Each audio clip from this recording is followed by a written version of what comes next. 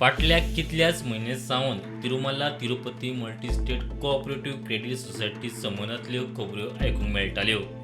मात हे खेपे सोसायटी खातीर एक बरी बातमी आसा. राज्य सरकारान सोसायटीक ना हरकत दाखलो दिला.